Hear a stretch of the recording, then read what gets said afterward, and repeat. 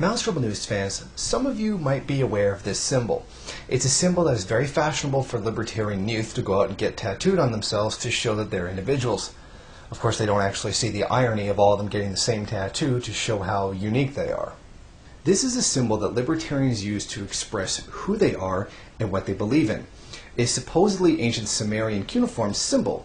It was popularized by the Liberty Fund, a libertarian organization funded by the Koch brothers to produce all the libertarian propaganda. If you actually go to their website, it says that the symbol means freedom or liberty. It says it was taken from a document written about 2300 BCE in the Sumerian city-state of Lagash.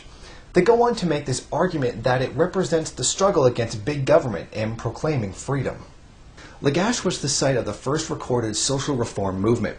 Once considered a relatively free society of farmers, cattle breeders, boatmen, fishermen, merchants, and craftsmen, the Lagashites found that a change in political power had stripped them of their political and economic freedoms and subjected them to heavy taxation and exploitation by wealthy officials. Sumerian historians believe that at this low point in Lagash's history, Urukagina became the leader of the Sumerian city-state of Girsu Lagash and led a popular movement that resulted in the reform of the oppressive legal and governmental structure of Samaria.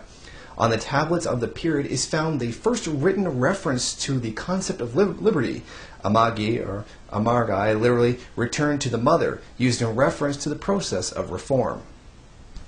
This is actually a very poor attempt to make libertarian appear as some kind of long-standing tradition.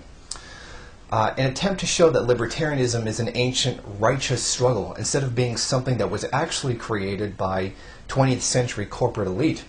Unfortunately for the Liberty Fund, they don't know how to translate Sumerian very well.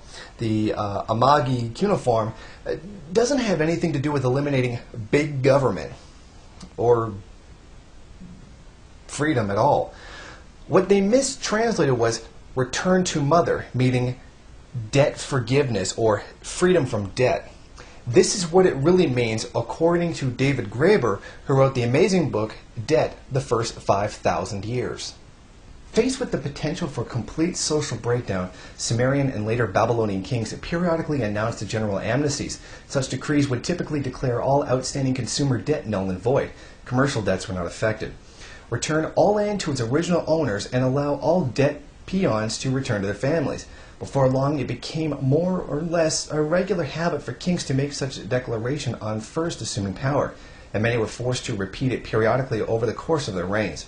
In Samaria, these were called declarations of freedom, and it is significant that the Sumerian word amagri, the first recorded word for freedom in any known human language, literally means return to mother, since this is what debt-free peons were finally allowed to do.